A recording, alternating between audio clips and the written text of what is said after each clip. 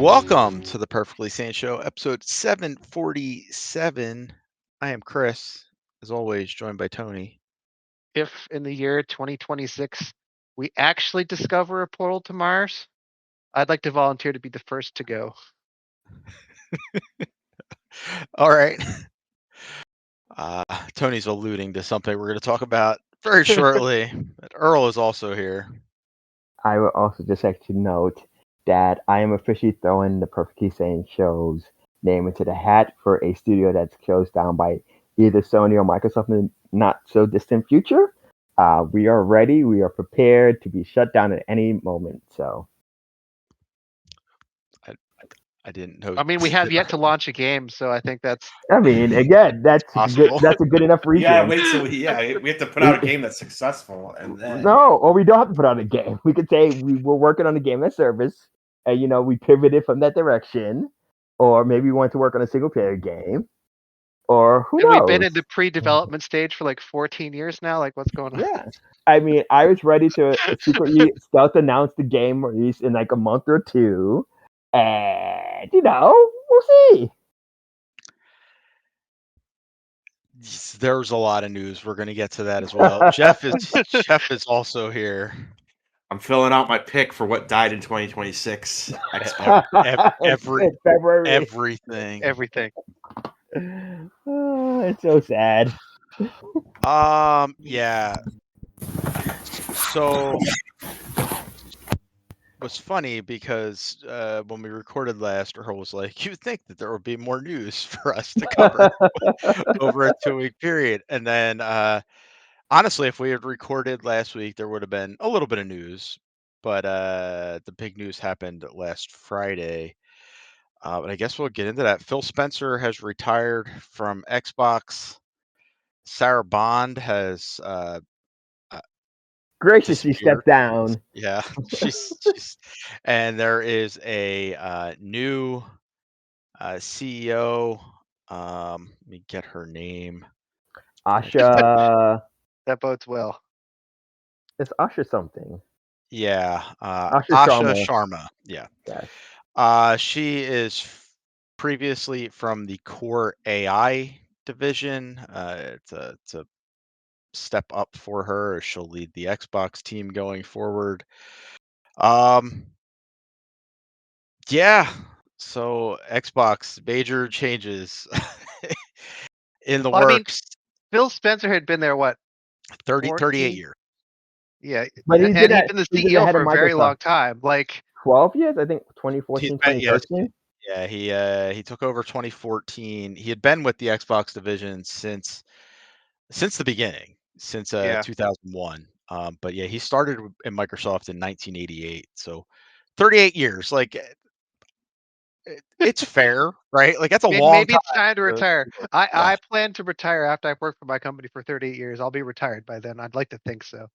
But you guys really think it was him just saying I'm going to retire? Like, he was just like, yes and no. I think he was preparing to retire no matter what this year. I don't think because again, as other people have noted, and again, this is almost a week old. I mean, it will be more than a week old by the time this comes out. Is we've seen this happen time and time again. Reggie, Sean Naden, I forget the other small guy from Sony. It's like they will announce their retirement and they will be like, I'm going to retire. I'm going to step down in like 3 months.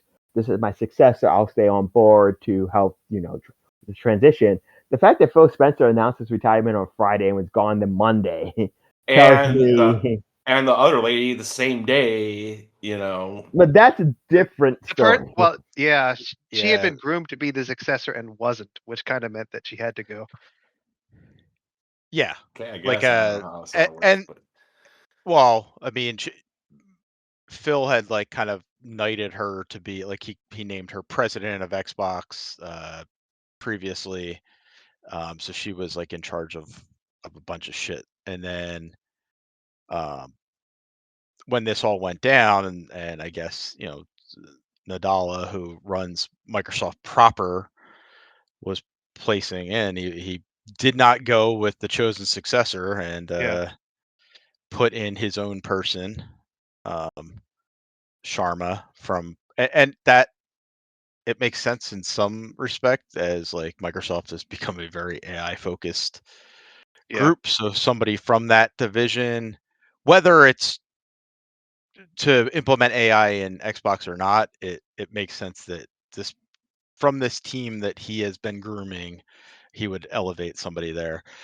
The weird thing about Sarah Bond, I think, though, is that like they are, and I don't know if it's Microsoft uh, internally, they are painting her as like the scapegoat for a lot of the problems. It seems very weird. Well, I mean, the other thing, like, they have all these studios, they've had all these issues getting games out the door. They've fallen so far behind Sony now. Like, there's a reason that they're like talking about everything as an Xbox because they can't actually sell Xboxes. Right, and that's not a that I don't attribute that to Sarah Bond, right? Like they were having Right. problems when she came in. Yes. Well, Um, that's the thing. They've been having. I mean, really. I mean, in the grand scheme of things, they've had one successful generation, yeah, and that's the 360 generation. They've And just had that a lot of was money to in the burn, US. and that was in the U.S. And I think a thing that also people forget is like part of that was driven a lot by Connect in the back half of the generation, which gave Yeah. them a second win. Well, also Um, the PlayStation Network going down. yeah. Yeah. So there's a The lot the of hack things, that hack really helped them out. And uh, 360 was pumping out games yes, that and are awesome. they've well, had. It's so weird. They had a lot more variety when they were helping with third parties.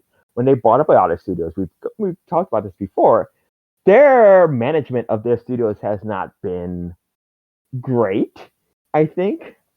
Um, it's No. been very hands off. It's like yes, you guys go do your thing, get us it when it's ready, Yeah. and like maybe they needed somebody to be like, Yeah, and maybe someone whose title is president of Xbox should be held responsible for that sort of thing. well, so the I, I don't disagree with you, Tony, but the person that from Phil Spencer's group that they promoted, Matt Booty, was in charge of that. He was in charge of the studios, Yeah, and he's the only one out of his leadership team that kind of stayed on that's here, still there.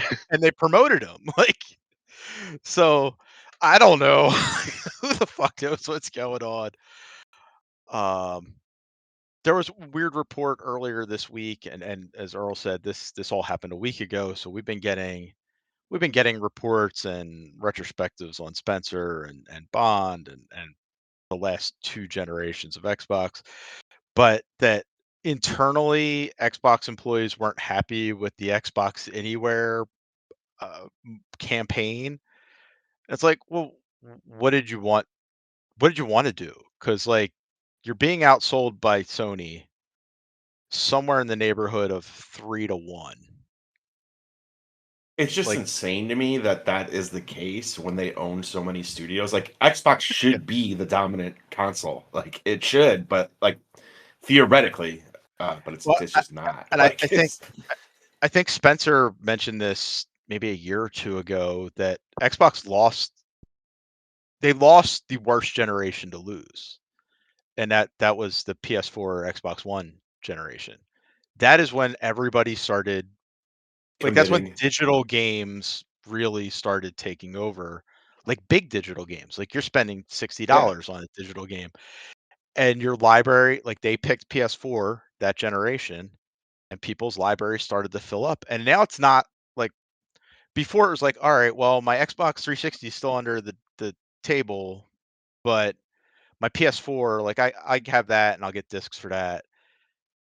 Well, now it's like, well, my PS4, my games kind of transfer over to my PS5. Yeah. Uh, Where do I have all my games at? Yeah, That so totally you have makes like sense. That's a good point.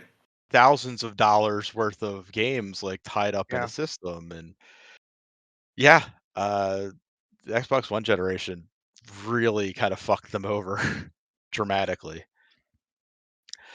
Um, I, I, I, I agree with you, Jeff. Though that like with the amount of studios they have, they should be doing something. Like you would think that they would attract more, but they're They're just There not. should be games that you could only play on Xbox that are like everyone wants to play, like, and that should be possible with fucking Activision, Bethesda, you know what I mean? And instead they're just Yeah. like, well, we can't sell our system, so we're just gonna put the games on everything. And Yeah, I mean, I think that's what they're like. It's too late.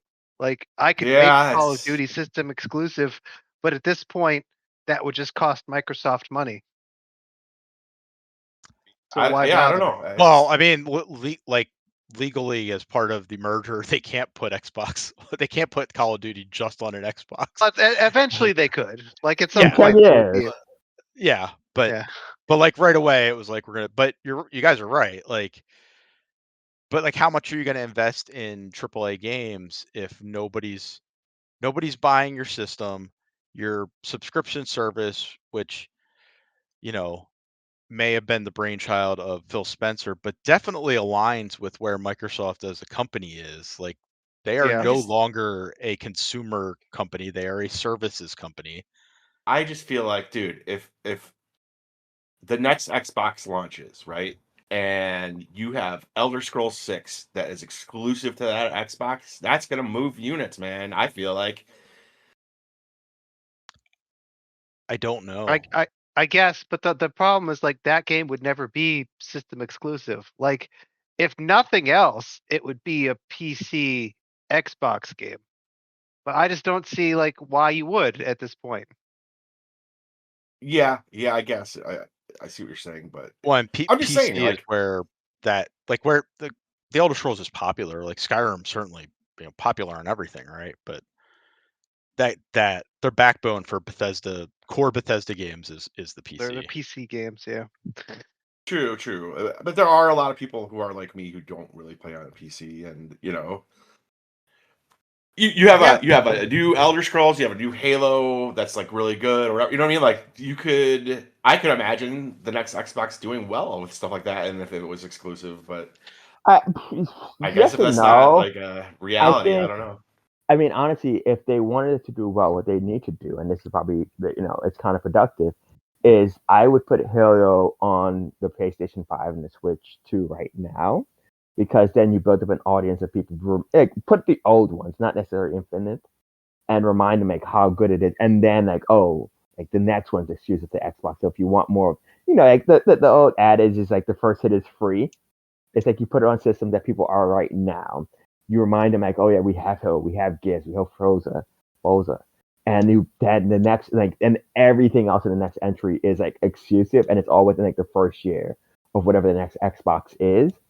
But I do think it's too late to put that genie back in the box. It's been what 3 years, Yeah. Well, and there's that's something I've been seeing a lot on Reddit because Sharma has like made comments like, "Oh, it's the plan. Like, our plan is the plan until it's not the plan anymore." And it's like, in yeah. talking about exclusives, like there is zero chance that you're going to put it back in the box. Like, it's I don't see it. I don't see them going, yeah, we're gonna put Halo and Gears back in the Xbox only box And to be fair, and I hope think that people buy that system. that those still remain only on the Xbox for now. But I Yeah, I do, mean, Halo's coming, right? It's like that remake of Halo is coming to PlayStation. It was announced as a Oh yeah, PlayStation I keep game. forgetting that's coming out.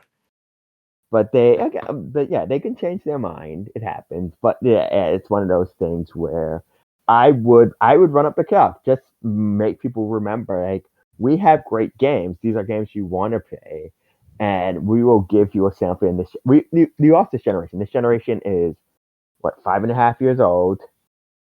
There's no like turning it around right now, but they give people, especially with the idea that PlayStation and Xbox, I assume, will prolong this generation through at least 2027. You get almost 2 years of like pumping people full of like Xbox games on PlayStation, on PC, and then in 2028, 2029, you bring them all in house and be like, yeah, you want to play Halo 7, whatever it will be. You want to play Gears of War 6. You want to play Forza Horizon 6. You want to play, you know again, Call of Duty is a weird one because of obligations, they can't do that until I think it's 10 years, so probably 2020, 2032, 2033. Something like that. Yeah. Yes, but you have stuff like that. You could have like the next, Bethesda, the big open world RPG. That could be something that you put exclusive. Now it's one of those things that I'm saying this now. I also think as a consumer, it's a terrible thing to try to do again because it. I play Xbox games on Xbox. I play PlayStation games on PlayStation, but I know there are people who bought Xbox games on PlayStation in big numbers. I know there's people who bought PlayStation games on PC in decent numbers, and like because that would be the other story. It's like it's a very hard gene to put back because I could sit here and say, like, oh, you got to come to us, but people can also be like, oh, this is fun, but I can do without. I don't know. I think if you have enough games that people want to play, they're gonna get like, who lost? Who also lost the PS4 generation? Fucking Nintendo with the Wii U, and they came back a few But years again, later Nintendo's always considered with a Breath of the Wild, Super Mario Odyssey, and a good system. And look Nintendo's at them always now. considered a different kind of. I'm just saying, dude. Like, No, why can't they maybe learn from Nintendo a little bit? Like, I don't Because disagree with you. Nintendo has properties that people actually care about. And I Nintendo, I love throwing Master Halo. Chief under the bus here. but I am throwing Master Chief. I'm throwing Marcus Phoenix under the bus. Those games don't have the mind share that they did 20 years ago. Like, I would also Maybe even point out, Call of Duty doesn't, but you also have that. I'm just saying, like, but it's again, not like, outside the realm of possibility to like no, you are build a correct. really nice lineup and launch a new console and have an awesome first year with some games But that people are but going to want to get. the flip side, and this is kind of to Chris's point, is like part of it is Nintendo also does stuff that people aren't doing. There are not a ton of platformers like Mario. There are not a ton of games like Zelda. There are very few games like Pokemon, and it's not for a lack of effort. It's like nobody's really been able to crack that market outside of Nintendo because they come in from a space where their games are probably the simplest in their genres, and that's great for getting people into them. And they've been around for. I mean, Pokemon's going to celebrate its 30th anniversary tomorrow. Zelda's on its 40th. Mario's during its 40th anniversary. Um, but I would also say the other thing is sometimes they are a bit smart, even if it hurts consumers. Like if you talk about this Wii U to Switch, you have to remember, like 2016, Nintendo pretty much tanked that entire year to hold off on Zelda, and I would not be surprised if something like Odyssey and Xenoblade and Splatoon 2 were Wii U games that they were like, the Wii U's not doing anything. We're going to move it to our next system and get this really robust first year going. Because I think you look at kind of the Switch to Switch 2, and you notice like it's what we're 8 months into the Switch 2, and it's really two major exclusives with Donkey Kong and Mario Kart World. Pokemon was cross-gen, Metroid was cross-gen. I think Hyrule Warriors wasn't cross-gen, but I mean, nobody's talking about not World Tour, Switch Tour, whatever it's called. Welcome Tour, or Welcome Tour. What was the wheelchair basketball game called? You played it. Yeah, and that's my point. Nobody's talking about it. So just back to the games on Xbox. Xbox had they had the games more so than PlayStation did this generation early on. Like they had games. PlayStation, I still really think they don't. There's not a lot. Like That's just like wild to me. It's and like, here's yeah, go ahead. I'm gonna throw some numbers to you, Jeff. Like PlayStation 6 is around 90 million units sold currently. Xbox Series consoles is about 35, 40 million units, and most of those units were the Series S. So that's weird. the more expensive version, if they're saying that Series X, now they haven't released full numbers in almost 2 years now. But there was 7 million Xbox Series X sold as of 2024, and there was 30 million total at that point sold. And It's they're wild to me. estimating somewhere about 35, 40 million over that time period since they stopped reporting. They're estimating between 5 and 10 million more. Like the Series X bombed. Like I think it's a great system, but Yeah. the people that wanted the high-end systems, they bought the PlayStation. It was the brand loyalty was baked in at this point, like you said, like that is like a real thing. But it's like I could give an example. I guess I won't name him, but like a friend that we know who in the 360 generation, he was like all about Xbox 360. Mm-hmm. Then the PS4 generation, he got the PS4, and then it was like there was nothing you could tell him to not buy the PlayStation 5. Like it didn't matter what. Yep. It's just like, yeah, PlayStation's better. Like it's just like they were done with Xbox at this point. And I just don't see, like, I don't know how you look at it objectively and be like, yeah, for sure PS5 is better. Because again, like, and especially like hardware is what was comparable. what was that launch? Like Demon Souls, that's cool. Like obviously I would want to play that, but like what are the big exclusives for PS5? There's not that many. Spider-Man 2? Spider-Man 2. God of Horizon. Oh, War 2? Horizon wasn't actually. It was on both, wasn't it? Horizon Was 2. that was Ragnarok on both as well, or was that just PlayStation 5? I think it was probably on both. It's very Yeah. few. It's not a lot. Ratchet's not a system sell, right? Like Ratchet No. Right, sold and well, that was like but the it's first not. one. That was like It was just this is where I play on PlayStation. Like they just won the brand loyalty thing. Like in the face of evidence. Like it's not that like Xbox has this stellar lineup this generation, but I think it's better than PlayStation. I don't think either one of them has a stellar lineup. Again, No. it's weird to Yeah. weird to feel like we are more than 5 years into this generation, and I feel like there are a handful across both systems of like generation defining games. Like I think something like Astrobot is up there.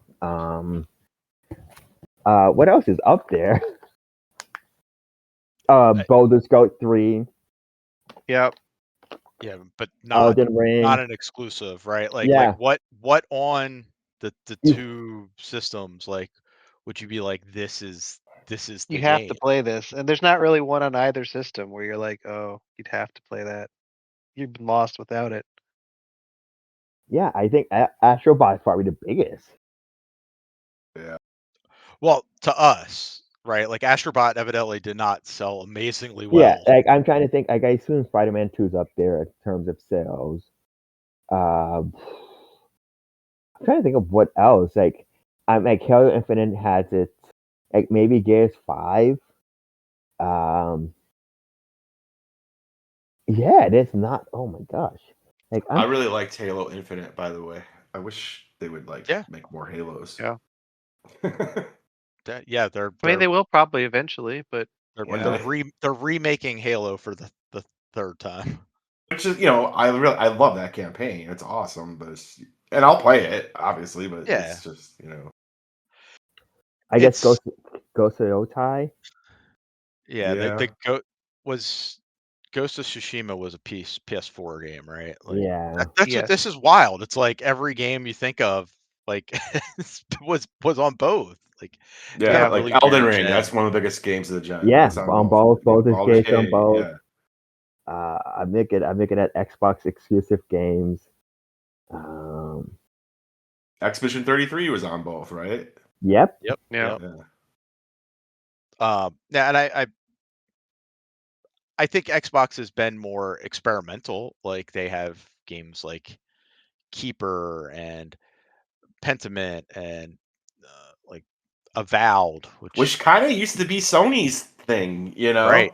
They closed Yeah. up all those shops, and now like Xbox is, but they're not hitting. Like nobody's like, oh wow, like Avowed is amazing. Like it was good, but it did not adapt, and now it's on PlayStation. We'll see if it does better there now. I don't know. Yeah. I'm not I'm not like on board with the Xbox is dead. Like I think we're entering a weird transition period though, and I do think console gaming there's gonna be a major transformation in the future. As long Yes, as I can but I still buy think a box and play games on it, I'll be happy. well, I was gonna say like the problem is it's like what does the other side look like? And I think that's where a lot of people are hung up on because is it you buy a Sony box, a Microsoft box, a Nintendo box, or is it like you buy a box and you subscribe to Game Pass or NSO or PlayStation Plus, and that's how you get your games now. It's like you don't own anything. You have to keep on subscribing. And that's not necessarily a bad thing, but if it gets to a point, again, it's kind of like the whole thing with streaming, where streaming was like, oh man, I don't need cable anymore. And now we're kind of in the inverse, where it's like, oh, in order to watch all the things people are talking about, I need 10 different streaming services. It was easier when I just had cable, and this is what I got. Yeah, we went a la carte, which is what everybody wanted before that, and now You're it's filling more your a la expensive than carte with the cable. whole cart. Your Yeah, a la carte is yeah. full. Speaking of which, I need to remind myself to cancel Paramount Plus. 'Cause I Aw. don't need it. They're gonna Um, own everything soon, though. Oh, that we yeah. don't. Yeah. We won't talk about Um, that today. They're gonna be just like so Microsoft with the Xbox. I do think there will be another Xbox. Yeah, and I think they've said as much. I think they said they're working on another platform, but Yeah, like again, where do you start from will be the bigger question. I I, I think they're too far into their Yeah. process now, right? Yeah, Like and it's all rumors and speculation, but the rumor is that they were previously targeting a late 27 launch. So we're Yeah. like 18 months out from that. Uh, but I think Who it's is going to be that Xbox? high. Yeah, yeah, Xbox. I don't think the way it's sounding is like it might not happen just for the fact that there's Well, no. well, yeah, it's like the hardware side, like Yeah, how much did they preload, right? Like, did they buy the components beforehand that they have enough to launch in 27? Because the rumor is that Sony is looking at 28 or 29 now because they did not do that. So Oh yeah. no. we'll see. I don't know if Jeff will like the next Xbox because I think it's gonna be like a More like a hybrid PC. PC. Yeah. Yeah. Don't worry, Uh, Jeff. We'll help you. I don't know. Eggs into Switch too, so I'm pretty good. Switch 3 is also going to be like a PC. It's going to be a laptop, a Nintendo branded laptop. I'm see just waiting for the day. the Go, good go and ahead, bad Earl. with Nintendo is that they were like, we don't have to do this horse race. So if the like, if AI crashes somehow in the next 3 or 4 years, you can buy a bunch of pieces wholesale and cobble that together for the Switch 3. But yeah, it's gonna be because again, part of it is like part of it is like graphics, but a lot of it now is also memory. And we're already to the point where I think PlayStation 5 decreased the memory size of the default system from a tetrabyte to what 850 or something like that. Oh, I did not hear. That's horrible. Is that not? Am I making that up? I thought that was a thing. I don't know. I mean, I know that there is about 800 gigabytes of usable storage on a PlayStation 5. Like like I have a base model, you boot it up, there's like 800 available. Yeah, that's with like Um, every system, right? Like there's the yeah, But yeah, operating I because thought. system. the OS is like partitioned off somewhere else. I don't know if there's a smaller. Yeah, they Yeah, got it down the to base 820. model is 825. Yes, Yeah, it's from a tetrabyte. wild. That's insane. I just love how we keep going backwards with everything. Like Well, And again, more that's expensive. because like And more expensive. storage should be cheaper, not more expensive. well, Like that's what the the thing fuck? is like because of AI, so much like people can sell Yeah. it wholesale. Like that's the thing. A lot of companies, I think Nvidia came in and be like, we sold our supply for this year. Like that's it. So if you don't have an agreement with them, but like I remember, I think this was like last summer or something like that, where Sony's like, we're going from a tetrabyte to 825, and I'm assuming I don't even know how much that saves you because I don't know many things that are 825. So I assume that's like a custom thing. But like, yeah, I remember that being like, oh, they like in order to not raise the prices, it's tradition. They're getting you smaller amounts of memory. So I think something. I mean, just said. I think Google said like, even though it's 825, you get about 670 usable. So it's like the inverse. I mean, not the inverse, but like if you have a tetrabyte, you get like 850 usable. So it's starting smaller and you're going down more. I wonder if Sony like bought because their SSDs they're off the shelf models. Like you can replace one yourself if you wanted to. I wonder if they were just like this company was doing something with this weird size, and now because of everything they're not, and they bought it like at a discount Yeah. a year ago, and it's just like that's what we're going to use now. That's the base model. Uh anyway, video games. So that happened. And on the other side of that, Sony shut down Bluepoint Studios, which, as Jeff mentioned, the Demon Souls remake that came from them. They are no longer in existence. Sony shut them down after their God of War multiplayer game got shut down that they were working on. Yes, I know they were working on a game of services, and that was shut down, I think, a year ago, something like that. Yeah, they just And weren't so, able to find anything to pitch, or nothing was accepted that they were pitching. So, which is kind of uh, They insane. should You have have a pitched that Bloodborne remake. well, again, I assume they probably did because again, it's one of those weird things. As it was what again when this came out and the Microsoft thing overshadowed it. Because again, like to the Christmas point at the start of this was 2 weeks ago. This came out like the Friday after we recorded, and everyone's like, "Oh my gosh, what's happening?" But with that, it was a case of why could you not get you purchase a porting studio and then put them on a brand new game so because that there's a little bit more to it than that, Earl. Like, so yes, they bought a porting studio. They had ported they had done the remake of Shadow of the demons, Colossus, which it's the everyone demon liked. cells. And they also did the Demon Souls remake. That was their most recent one. After Demon Souls, they had publicly stated that they wanted to work. They didn't just want to be the remake place. Okay. They fucked Um, up. and yeah, like I don't want to like blame them for what happened, but yes, they pivoted, and they pivoted by pitching to what Sony wanted at the time, which was live service stuff. Uh, and they had worked with Sony Santa Monica on something God of War related. They had done support for Ragnarok, I think. So they got the green light to do the God of War multiplayer game, and then that got shut down. And we don't know what they pitched in that interim year. So it could have been a Bloodborne remake that was shot down. It could have been original stuff. But I think their pivot from after Demon Souls to wanting to do something different may have fucked them. But they're gone.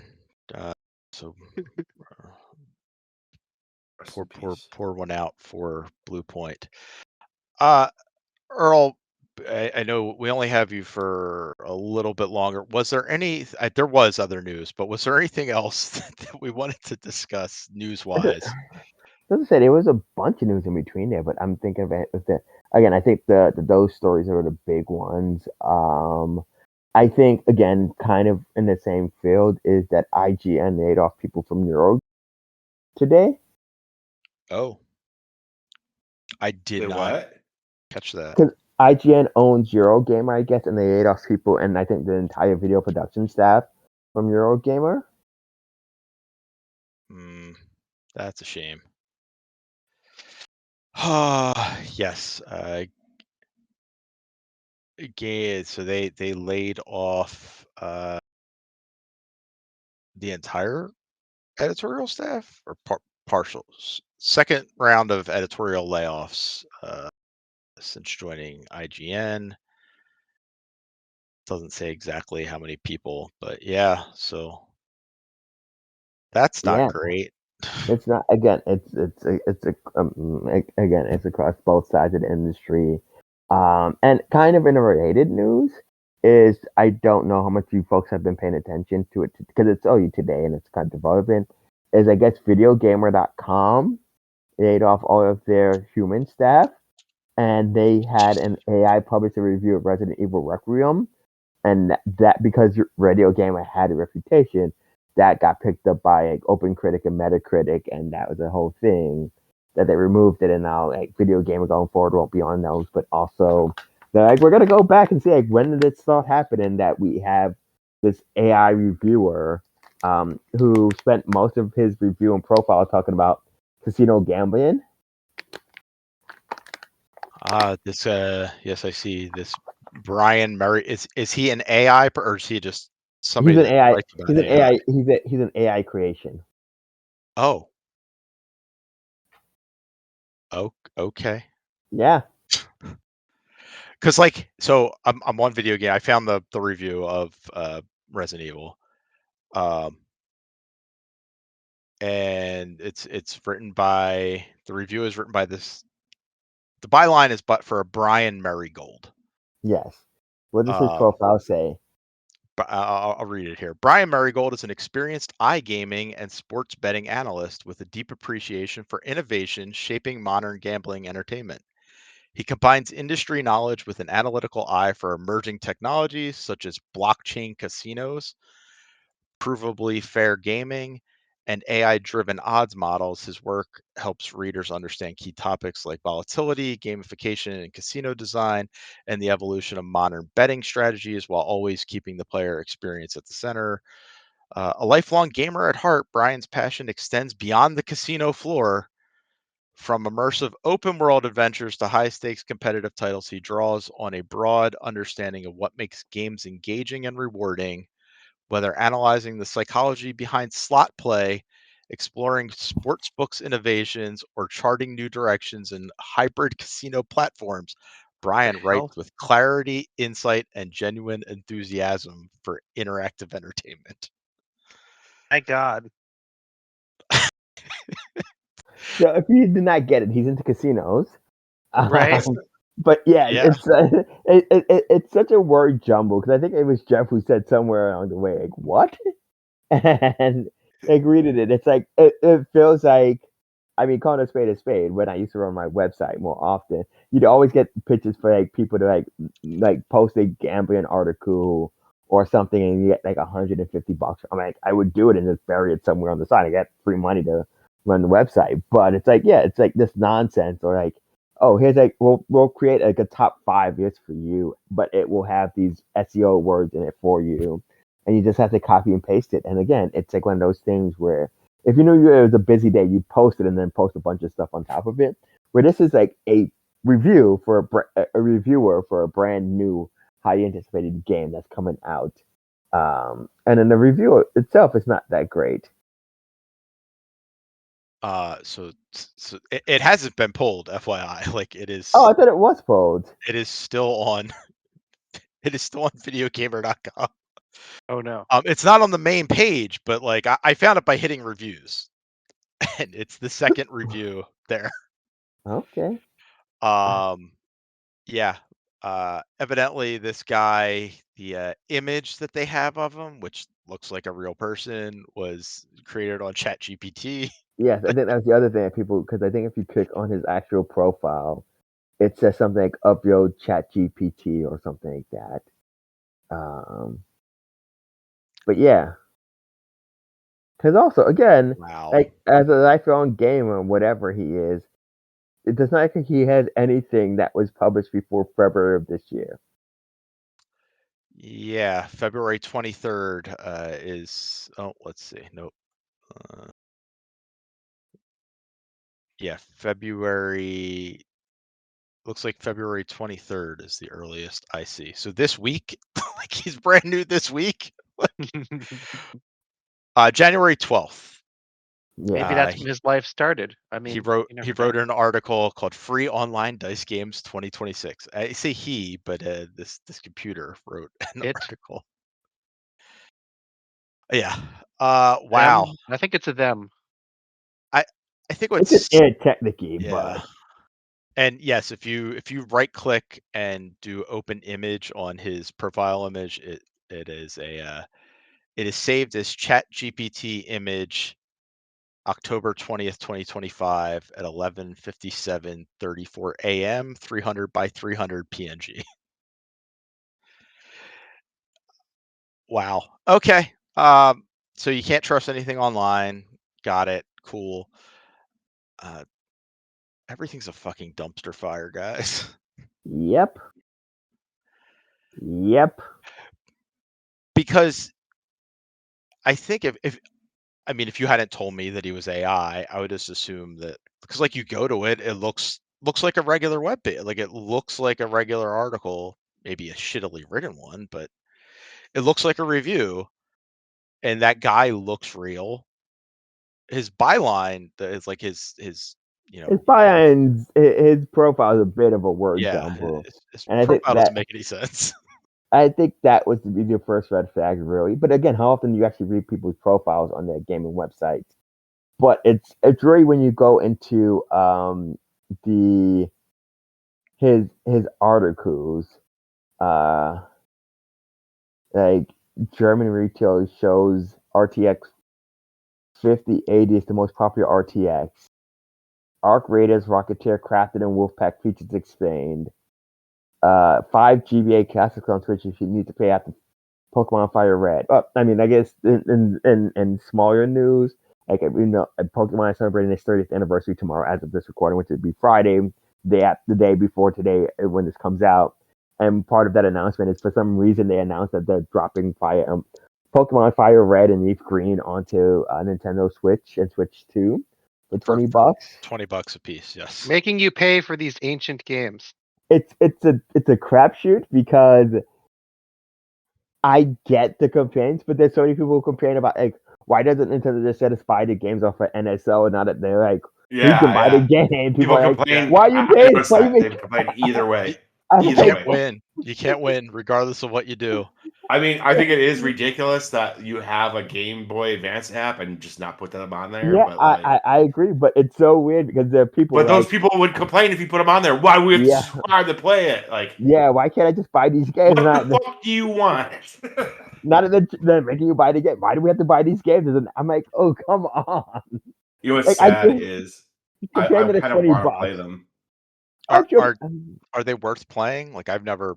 I've Those always aren't heard that the ones I Game Boy play. ones were like the best ones, and like, because I always find the new ones to be like very underwhelming, and well, it so I'm depends on like what you want curious to from play the old them. ones. Because remember, this is the remake of the original game. Like the original games have their flaws and everything. That again, it's like we've had this discussion multiple times about the original Mario games. There's a lot of stuff that Pokemon adds overall to the franchise after these original games. Like there are 2 or 3 types I don't think are introduced in this generation. I know fairies and ice are not in this generation. I want to say Steel Ether. Um, they're introduced later on. I think stuff like Pokemon, not the evolution, but like hatching, so you don't get like eggs are introduced in the next generation. So like this stuff like Pikachu and Pichu is not in the original. Like stuff like that, like doing Pokemon eggs and grooming and stuff like that. And natures aren't really in the first game, but I think there's a lot of people prefer where like there's a plot where like your rival's a dick. Like they enjoy like I think your name's Red and he's Blue or something like that. Or if you watch the anime, you're Ash and he's Gary, where Gary's a bit of a dick in the games, and people miss that and having like it be a bit tougher, and especially in the recent, I think the last 3 generations with XP All, where you have that attribute where all your Pokemon can level up, even if they aren't in parts of the battle. But again, I think if you've not played them, it's worth checking out. I do think fundamentally Pokemon has, since day one, been a really good game for what it is. Again, there's generations that are better. There's generations that are a bit more pure. I think as we've gone along, with like Mega Evolutions and Z moves and all that other stuff that does kind of overcomplicates what is a relatively straightforward battle system and the gameplay loop. But yeah, I think they're worth checking out. But it's also if you want, there's also Switch versions with Let's Go Pikachu, Let's Go Eevee. I have played that one. Yeah. And those are remakes. That's remakes of this game as well. Yeah, there's just something I don't know. There's something about me that just wants to play like the original, like not the original, but you know what I mean, like the old, like just again. I've only played like modern Pokemon, and I kind of don't love it. But we know Jeff loves old JRPGs now, so maybe he will like old Pokemon games too. Yeah, That's right. All right. Moving off of news, I assume Jeff did not watch this, but we continuing our video game movie of the cigarette month. break. Yeah. We watched Doom. 2005's Doom.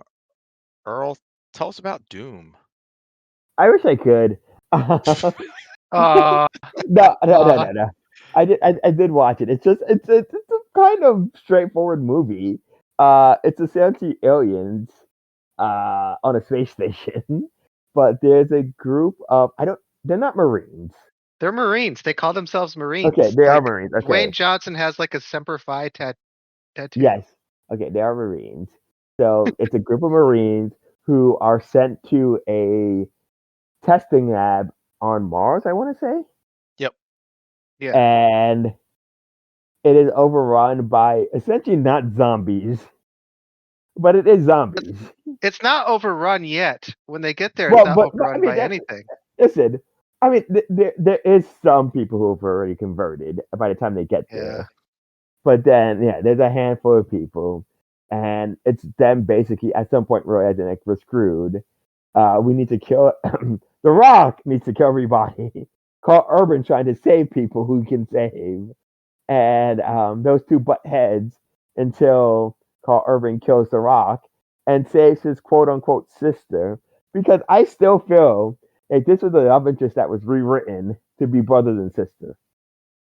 Maybe because they had no chemistry together, well, which they did not really at all. They didn't. Not that anyone could have chemistry with anyone else in this movie because the acting is really good. Which is wild because, like, Urban's not a bad actor, and Rosamund Pike's a pretty good actress. And The Rock does cocky action star well. Yeah. And I think he does. He's like the baby Rock, though. You look at him, you're like, "Aw, cute little young Dwayne Johnson." So weird because as somebody who grew up with him, because I mean, I've known him since he was in WWE in 1996. So it's like it's so weird to personally, by the way, he knows him personally. I know him personally. I call him Dwayne. But it's such a weird thing because I'm watching the movie. I assume the same. It's like he's so small, but his small is big for normal people. So at this point, he's still like 250, 6'4", something like that. But he's so slender compared to what he becomes in a decade later. Yeah. Where it's like, oh, you're a normal guy who fits into actual body armor now. And you're not sweating all over the movie. But he's still massive compared to Urban. Like at the end where they're like, he's got one bullet left. And he's like, he just shoots the bullet off so that they can fight. I'm like, why on earth would you fight hand to hand with Dwayne Johnson, you tiny man? What are you doing? But I will say, as wooden as the acting can be, and as how thin as the plot, I enjoy this movie. Again, I will be upfront, especially with this. I think this is 2005. This is 2005. So I think at the time it was all you did like I don't know what you call those Doom games. They're not 2D. They're 3D. Yeah. But they're not like 3D at what we think of 3D now. Well, no, they were very early early 3D first person shooters. But yes, I've never played any of those games, and even now I've not played those games. So I don't know how true it is to the games and the lore and the world of that. But in terms of being like a B sci-fi action movie, it works for me.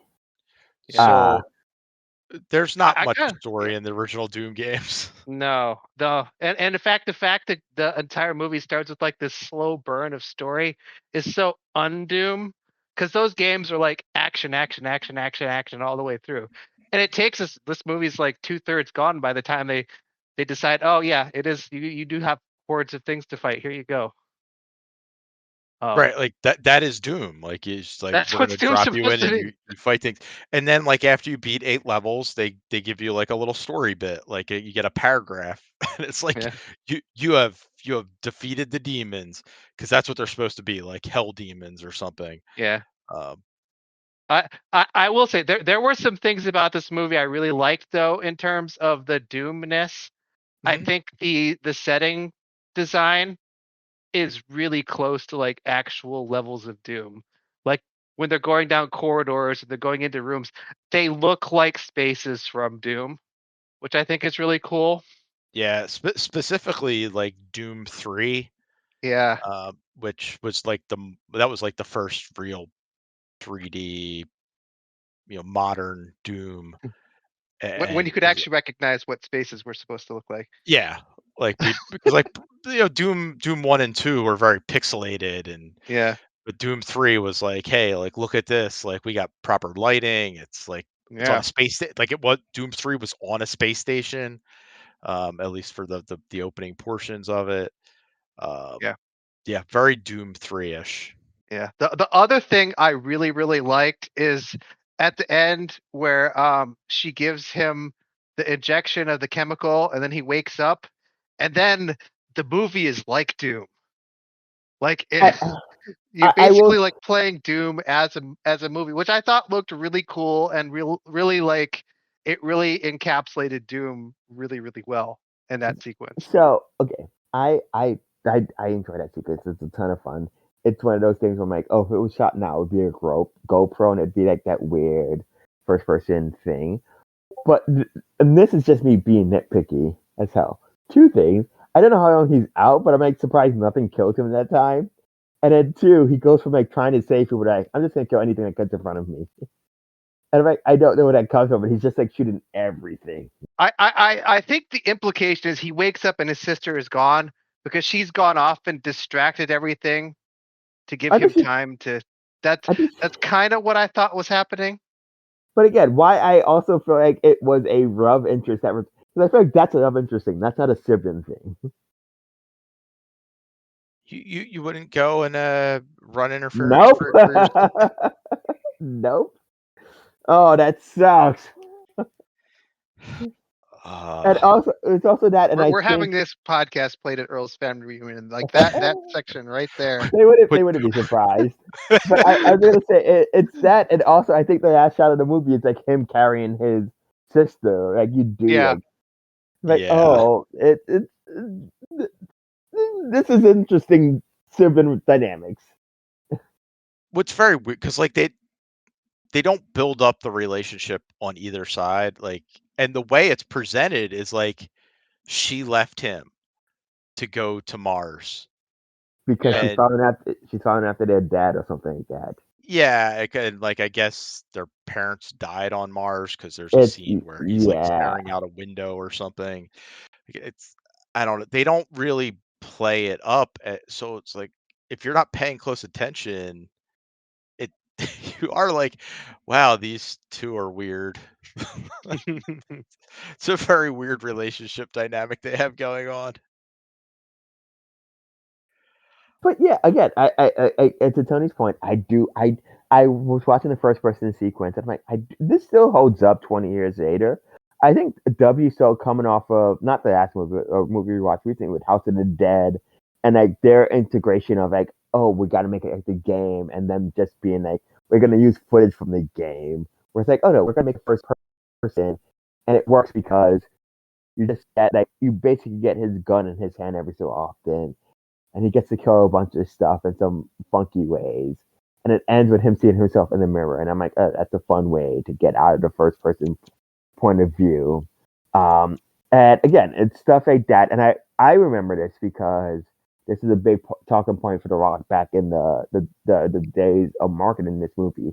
It's him in the BFG and like building that up as like something he needs to get to deal with it. I thought it worked well for what it's trying to go for.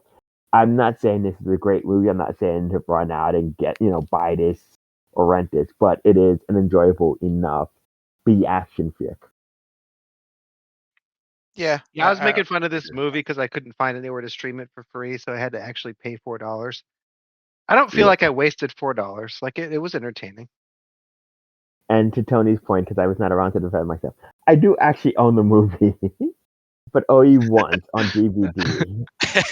I said that Earl had purchased the movie 4 times, which I'm still not convinced that he only owns it once. He only knows where one of the discs is. Yes, Yeah. there you go. And actually, I don't even know where that is because I own it, not find it, so I had to acquire it elsewhere. I'm like, I own it. I know it's somewhere here. So you purchased it at least twice, is what you're saying? At least twice. I want to say I acquired it, which is why I used the key phrase, so that You acquired it. I'm not saying anything either way. Something illegal happened. Very surprised this was not streaming on something like Tubi though. I'm surprised because it seems like a Tubi movie. Because I think it was streaming for a bunch. Because they're not a sequel, but it's another new movie that came out during the pandemic. Yeah, on it's streaming. really bad. But that was also funny because that one uses like the game UI at points. But that is not one I don't think we'll get to, or maybe we'll get to when we project if this project ever finishes, because the Mortal Kombat movie just got a trailer. Street Fighter gets a movie this year. Sonic has a movie soon. Mario's out in like a month. Zelda's out so there's a lot of movies coming that we still need to add to this. Yeah, and I don't. We are currently keeping it to videos, movies that went to got in theaters. So, Doom Annihilation was not a theater. No, it's a streaming. Yeah, I think same with DOA. No, not DOA. Dynasty Warriors. That might be one I need to go. I actually had fun with that one. That is, I mean, just wild that it. Maybe not wild that it would be a movie, because like it's just historical, fake history, but it's like historical China. Yeah. So, anyway, where do you guys fall with Doom? Put it on the tier. I'm down with like I'm down with a B, like a B minus. Okay, so you're putting it at a B. Tony? I'm torn because I think I was gonna say C, but when Earl said B, I'm like, it might be a B. I'm gonna be optimistic tonight. I'm never optimistic, but I'll be optimistic and say B. All right. I mean, you're let's see, where did you have it? You don't have anything in B. So okay. In your opinion, I mean, you don't have your tier list in front of you, but you are rating it above Super Mario Brothers and Resident Evil, but below Mortal Kombat and the first Tomb Raider movie. Yeah, I'd agree with that. All right, there we go. That's all correct. Yeah. And we'll put it as B for joint, Earl. Yeah, we can put it OB. All right. Is that like near the top? It is a lot. So our joint list here, Jeff, is Mortal Kombat at A, Street Fighter, Tomb Raider, and Resident Evil at B, and now Doom at B, which is above Super Mario Brothers and Double Dragon. And you haven't done Silent Hill yet, or you have? We haven't done it yet. It's coming up soon, though. It's coming up. It is not the next movie though, and I just want to apologize in advance. Because I don't want to revisit it either. It is 2006 Blood Rain. We're back to Uwe Boll. Yep. 2006, right? We should do Return to Silent Hill. Chris, you saw Return to Silent Hill, right? Yeah. I mean, we will do Return to Silent That's Hill, but great. that is get down the road. I- That was last month, right? Earl It feels he was, should yeah. punish us before that happens, I think is what he said. I mean, based on the review, this sounds like I'm saving you folks. I'll tell you this: it's better than Blood Rain. I listen. I've seen Blood Rain, and it's one of those movies. I think we've said the same thing with, I forget what it was. Maybe Alone in the Dark. Yeah, because that's Christian Slater, right? Yep. It's like I don't know what he's paying these people to get them to do this movie, because this Blood Rain has Michelle Rodriguez, Michael Madsen, Ben Kingsley, and Ben Kingsley was the one I'm like, oh, we can give you any amount of money for you to. So I think at the time he was still Sir Ben Kingsley. I mean, he is Sir Ben Kingsley now, but I think at this point he was Sir. Like, oh, you did this after being knighted, and you wanted this on your resume. Okay. So yeah, this is not one I'm looking forward to. The positive is that we don't have to watch. I don't think we have to watch any of the sequels. I think there's 2 of them, but There are 2 sequels, yeah. But they are both direct to video, and somehow even worse than this. So, and the good and bad thing, apparently, it is on Amazon Prime, it is on the Roku channel, and it's on Hoopia if you have a library card right now. It's everywhere. You can watch it everywhere. No excuse. Yay! Everywhere. Meatloaf and Billy Zane also in this movie. Oh my god. Kill me now. How many Oh, more yeah. Uwe Boll movies do we have? I think one more after this. I think it's supposed to. No, because I think he also does Far Cry, doesn't he? No, he does In the Name of the King, and he does Far Cry. Oh no, so there's 3. There's 3. Yep. Wait, was Postal a was that released in theaters? Yes, it was. Oh no. So there's 4 then. Wait, so it's so it's Blood In the Rain, Name of the King. Postal, In the Name of the King, and Far Cry. Okay. So there's 3 more after Blood Rain. Yes. All right. So we're there's still a lot of Uwe Boll to get through. To be fair, we do break it up a bit because after this we do get Silent Hill, DOA, and Resident Evil Extinction. So we have 3 months of non-Uwe Boll films to get through, and then we'll go back to. And Postal, I don't remember hating.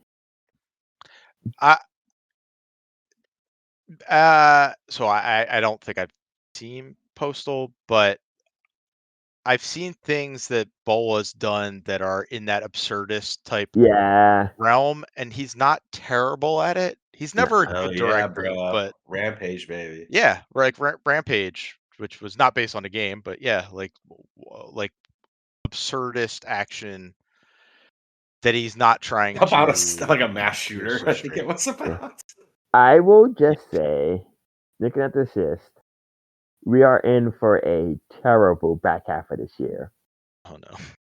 Because we get Resident Evil Extinction, Postal, Hitman, In the Name of the King, Far Cry, Max Payne, Street Fighter: The Legend of Chun-Li, all back to back to back to back to back. Why are you doing this? Listen, Jeff, at some point this sounds like a fun idea. I think there's some sort of spell that Earl knows that he can like break Trump's hold on America if we watch all these terrible movies over and over and over again. At some point there is like on the horizon good movies somewhere.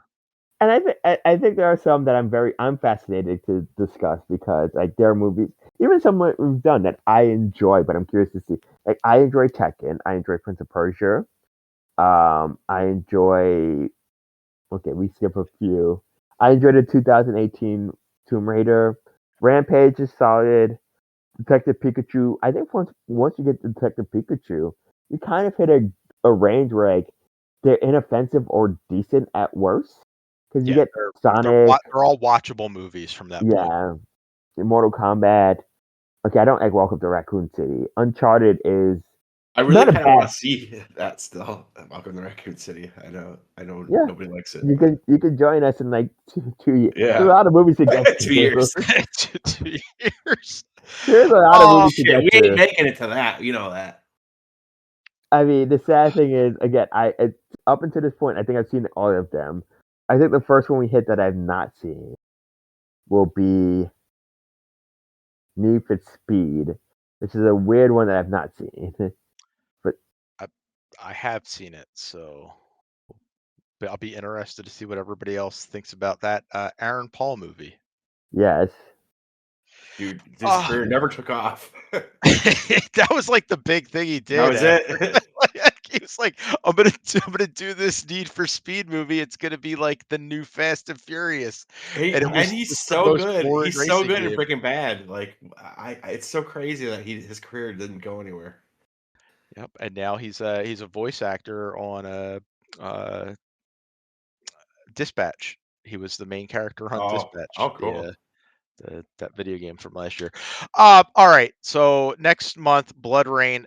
This month, Doom falls in to a solid B tier. So moving on.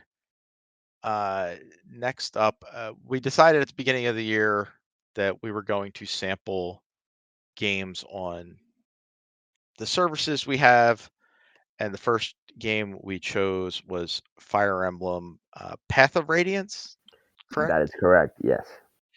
Which is on the Nintendo Switch 2 as part of their GameCube channel with the NSO subscription. We talked a little bit about it last week.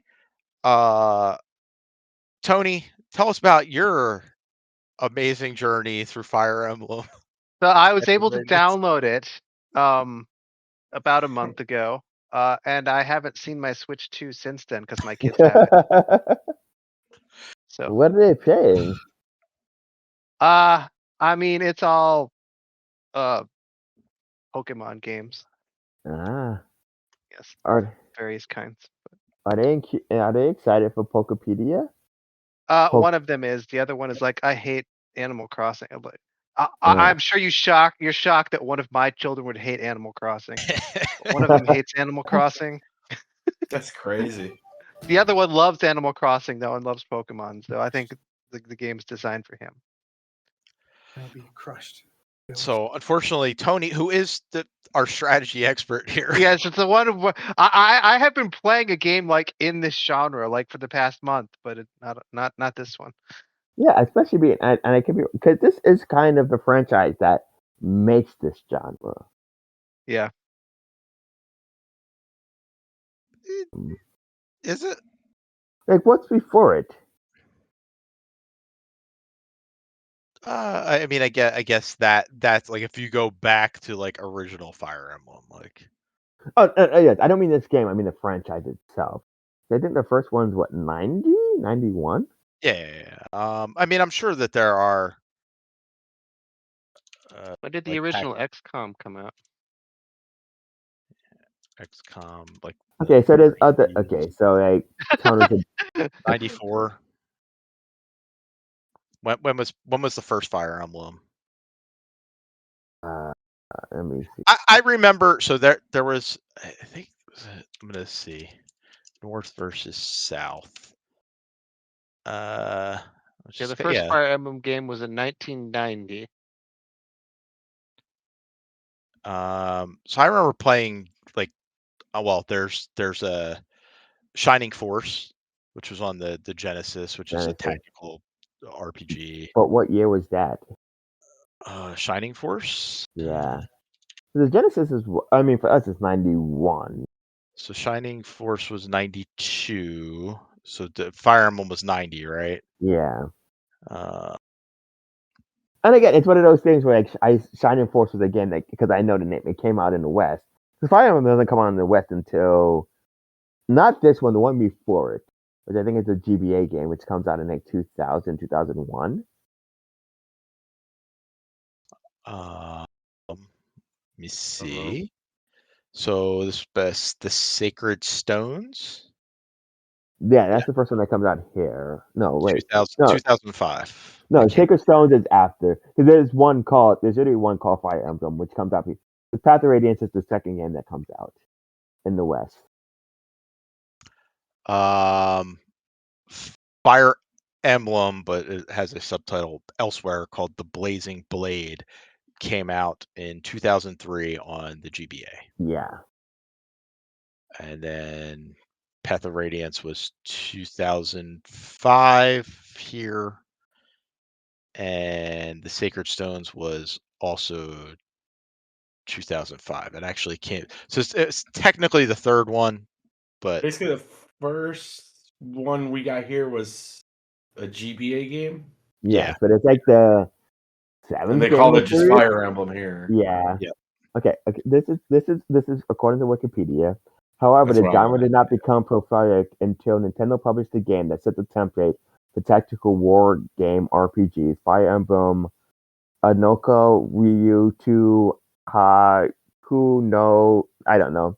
Uh, but yes, developed by Intelligent Systems and released exclusively in Japan for the Nintendo follow Famicom in 1990, Fire Emblem will become an archetype for the whole genre, establishing gameplay elements that are still used in tactical RPGs today, though many of these elements were influenced by earlier RPGs and strategy games. Okay. I think some of it is certainly Western bias on not Yeah. having seen it. Yeah. Because we saw Yeah. stuff like this before Fire Emblem came Yeah, here. I mean, I think the biggest one before this would be Final Fantasy Tactics. Yeah. That Well, and on the PC is Tony said, like XCOM and Yeah. yeah, There's a whole like genre of the West. It was more of an isometric RPG type gameplay where you got this similar thing, but you didn't have the smaller maps. Like they were more expansive. yeah. But yeah, so Path of Radiance is the one we played, and as we talked about last week, I think it still looks pretty good, holds up very well. Jeff, you had finished at level 26, chapter 26. Yeah, You or didn't move any further. Yeah. I just started playing other game. I'm like, I've seen enough of this. I've seen like the majority of the game. Earl, did you make it further? not too much further because I got sidetracked with Super Princess Peach Showtime and some other stuff, which I won't get into too much because I have a time limit. But again, I still hold true what I said the last time we discussed it. I think it is. I think one for this experiment. I think it's a great example of a kind of what we want to do because it's a game none of us have played before. Right. It's a game that I think holds up remarkably well, and I think at least in I think Jeff and I case when we said this, it's a game that actually makes me interested in wanting to check out more Fire Emblems, which is why I knew they won for Game Boy because that's also an NSO, and I'm kind of curious to check that out because again I played the later game because I started with the franchise with Awakening, and part of that was Awakening. I had never played the game, but I knew the reputation.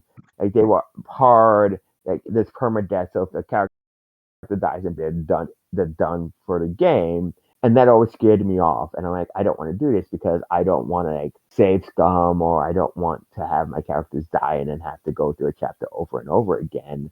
But like now that it's like, oh, the chapter's like, chapters can be at as short as like 5 minutes to up to half an hour. So it's like one of those things where like, if it goes really south really quickly, I have no problem restarting it. If it goes south near the end, I'm like, I can kind of take the hit now. Yeah, It might suck in the it's like, future. do I sacrifice this guy?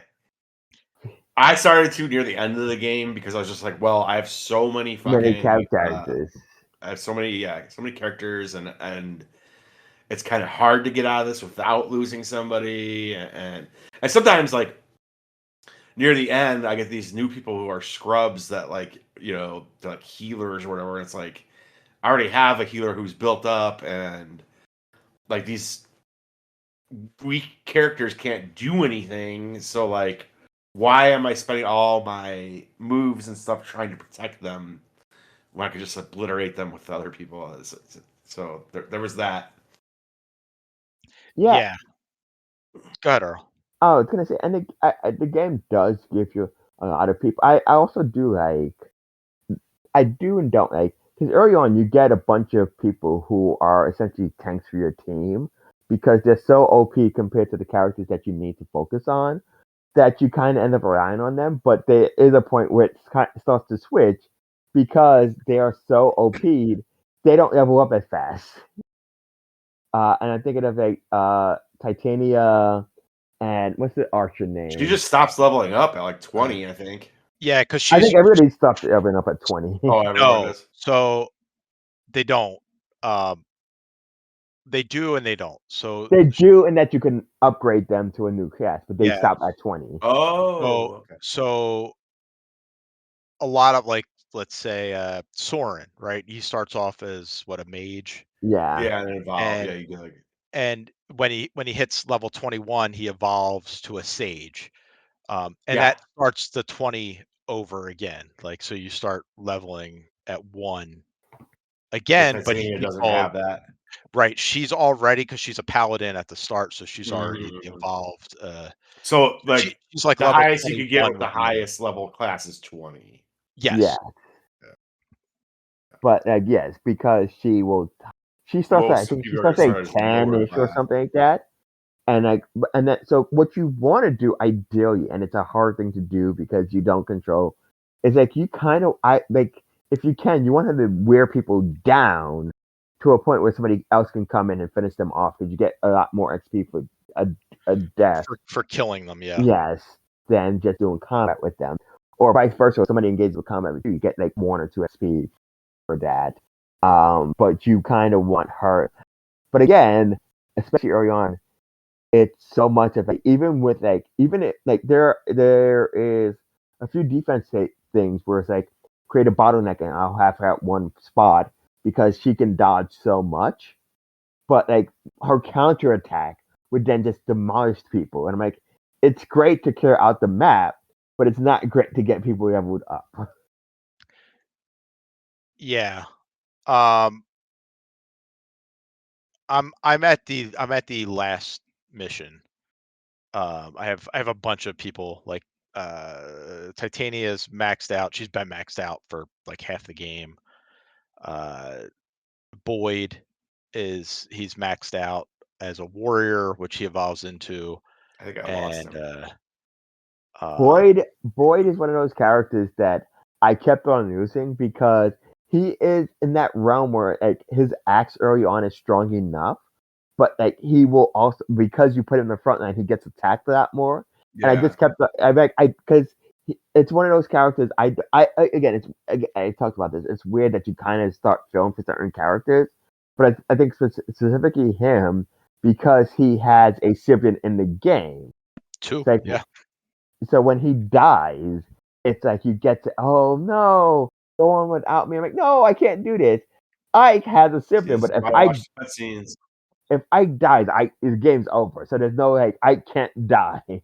So Ike is just like I don't worry about Ike. But Boyd, every time he dies, I'm like, okay, we're starting this chapter over. We can't have Boyd die. Um, I at some point I kind of just locked in with a team though. Like these are my guys. And like you actually get bonus XP if you don't use everybody. So there's always bonus XP to be had, but you can get more bonus XP if you don't fill out your roster. So well, like yes there are and times. no. Because you also get bonus XP. And Mhm. again, I will be honest, I looked this up. Bonus XP depends on the map. So there's some maps where the Yes. bonus XP is based off the number of turns you take. So Mhm. like it's like if you get the mission done in like 8 turns, you'll get max bonus XP. And every turn after that's like minus 30 or something, depending on what difficulty you're playing. Then there's some where it's like, oh, you beat this map with like 3 characters, you get a bunch of bonus XP. Yeah. It seems like there's always bonus XP if you don't fill out your roster, but then yeah, there are special objectives like do it in 6 turns, do it in 8 turns. Don't like there's a mission where and I don't Jeff I think did this one where you invade like a temple and it is filled with priests and if you don't kill the priest, like if you don't kill any of the priests, that's how you get the max bonus. Ah, But if like for every priest that survives, there's like additional, so like if you do accidentally kill somebody, because they will attack you, if you accidentally kill somebody, you'll still get bonus XP if you don't kill all the of ones them. that remain, yes. Yep. Because there's also, I think this is a chapter. There's the stealth chapters. There's also ones where it's like if you don't get detected, if you or some of the there's some of the escape missions. It's like if everybody escapes before Ike, you get bonus XP for everybody who escapes before Ike. Yep. And it's like okay, so sometimes it's like a game of like I will prolong this because I need everybody to escape, so Ike will. Because then I mean I guess the rub is like at some point it might become Ike versus the entire map. Or it might be like I have to like I'll have a few characters staying around to clean up and then they'll go the next turn. But it's stuff like that. And again, it's something that again we talked about this the last time when we talked about this game 2 weeks ago. Is that I do like that the game does not make some of this stuff clear at all. It is just like you have to go to a menu that they don't tell you about, as far as I know, and be like, oh, I have bonus XP to like, and you can only do 100 bonus XP per not per character, but per turn. No, Not, I don't even say that. no. So you, Per, but you can only add 100. You can keep doing it, right? yes, Like you can only do so. 100 at a time. Yeah, which is fucking annoying. But yes, but you can use it all on one character if you wanted. It just Yeah, so that's what I'm trying to. That's the word. Like it tops out at 100 per, but it's not per character. It's 100. It's just 100, and then you yeah. can just go back and do 100 again and 100 again. But you can't do more than 100 at a time. And to note for everybody listening, 100 XP is base level. Every level is 100. So when you give a character 100 XP, they level up. And I will say I do appreciate that too, because and this is just it's so funky when you play RPGs, and it's like okay, you're gonna need like 1733 XP to get to the next level. It's like where did this number come from? Or you get it in like a Final Fantasy game when you're getting up in the higher levels. It's like you need 675,000 experience points to level up. Like, fuck. Yes, I'm like this is always 100. Level 1 is 100. Level 19 is 100. That's easy. Like it might mean that characters later on give you XP, but I know it's 100. That's easy. None of this random nonsense where it's like, oh no, we're gonna like we scaled it in a way that you need some obscure number of XP because then you don't pay attention to it. It's just like how close is that bar to finishing up? Where this one's like, okay, this character's at 99, so I kind of want to get them in position to do something because then they'll level up in the next fight or something like that. Yep. You do get so all your weapons also are like they're They're limited. not breakable, but like there's limited inventory or Yeah. limited usage of So them. like you could have an axe and it has like 15 of 15 charges, and like once all those charges are out, then you'll need to like use another weapon. The only weapon that's not like that, Ike gets in chapter 27, I think. Um, it's this. It's basically the best sword in the game, and it has no charges. Like you can just use it nonstop. Uh, so that's neat, but it's only for him. Um, Okay, he's the main otherwise, character. yeah. Otherwise, you need to equip your your characters. There are levels to your weapons, so later on there'll be silver weapons, and Yes, you can't equip them unless you're A or S rank on with your that weapon. weapon. Yeah, Yeah. I So mean like I think there's neat stuff there. even at the start because it's like I think it's still early on. I think still is the strongest because it's like still iron and something else. It's like Steel. yeah, and then I think like steel is like the strongest. Yep. So like, if you have a steel axe, it's stronger than like having an iron axe. But you can have like a hand axe, and then the hand axe is weaker, but a hand axe can attack people 2 spaces away. So like Yes, sometimes it's like it could be a throwable. Yeah. yes, and the same thing with answers. You can have an answer, you can have a javelin, and a javelin, but like an axe, even a hand axe can still do damage with somebody in front of you. Like a javelin may not be able to do it because it needs the space and stuff like that. And I do like stuff like that because, like again, going later on, I knew about the weapon triangle, which is also very funny because at this point it's not a weapon. It's a weapon triangle, but it's a weapon triangle. There's a magic triangle, and the magic triangle is not a triangle because there's 4 elements. And I'm like, crap, we need a triangle. So light is just its own thing. Is it light? Yeah, because it's thunder, fire, Yeah. and wind. Yeah. And then light's like kind of its own element on the side. Yep. And Uh, they just this like wind is stronger than fire, fire is stronger than lightning, lightning is stronger than wind, or something yes, like to that effect. They all have different counters. yes, and then you get stuff that again, it's a weapon. It's not a weapon triangle because like sword, dance, and axe. But then you have bows, you have magic, and then you have later on you'll also because bows are strong against Pegasus or flying units. So Yep. it's like one of those things where it's like that's not a weapon triangle, but it's understanding that. Like I do again, I like the mobile units because it's like you can attack, then you can retreat back, so you get out of the range or you get behind people. And again, it's small stuff like that. Again, sometimes it's a waste, but I do like okay, I have a healer. I'm gonna put them up to heal somebody, but that means you're now in the range of an archer or a person. So I'm gonna waste a turn to get somebody to push you out of the way.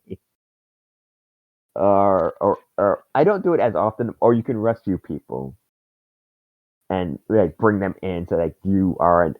And again, by going forward, that does become an element in the later games where like team up moves become a thing where it's like you're next to somebody or you're closer to them. If somebody attacks you, this other person is going to jump into this fight as well and attack. Because this doesn't do that, but this has you get certain moves or stuff when you reach, I think, A rank or S rank with the conversations. That I yeah, again, like you mentioned, doesn't really explain shit to you. It's like I did all the conversations. I don't know what I was doing them for. Yeah. Oh, yeah. Because you see that you see the relationship between them, like a C and then a B and then whatever. Yeah. And I think there is, as far as I know, again, reading up on some of this, like I think not Boyd. There's a few certain combinations in here. What? It's not Miss. Who's joins with Miss? I think it's Boyd's brother who learns archery on his Oh, own and he becomes a big Rolf. Yeah. Rolf. And I think if you get him up to a level with his brother, they unlock a special move because they have a bond and they talk about like I've been practicing, I've been trying this thing out, and I can. And then you have to get them up to like A or S or something like that. But again, the game Yeah. does not expand. Like it's like that comment being able to talk to people is just introduced. You get, I think it's chapter 8. You finish chapter 7 or 8. I think it's 7, and you get a base of operation, and you go there in between every chapter, and there's stuff in there that they do not explain. Or because in order to unlock the shop, you have to speak to people, and they don't explain that at all. I think it's a 2-star conversation and like that opens up the shops. I think there's a chapter later on where you recruit a character by speaking to him before, and you buy his services for that chapter, and then he joins your team. And like I said before, there's people in the game who are recruitable. The game does not tell you that they're recruitable or how to recruit people. I guess they do kind of, but it's like one of those things where it's like you just gotta know. Yeah. So that Pegasus lady from was it like chapter 2 or 3 that she 3, shows up like yeah. sh so you could talk to her there, but she doesn't join you, and then she's supposed to show up again in like chapter 9, and she does show up. Like she gives you the like, hey, here's a tutorial on Pegasus units or whatever, and then she shows up on the map, but she's supposed to fly towards you, and she never did. So I never got her. Uh, like, Well, I gotta it, say that she only shows up if you talk to her because she does not show up for me. I get the tutorial that pops up like, oh, this like there's nobody that shows up, and I'm like, oh, this is supposed to be when she's introduced again. But like, I just completely missed it because I didn't know. Again, I didn't know you could talk to people. Yeah, like it's wild, but that is how you recruit a bunch of them.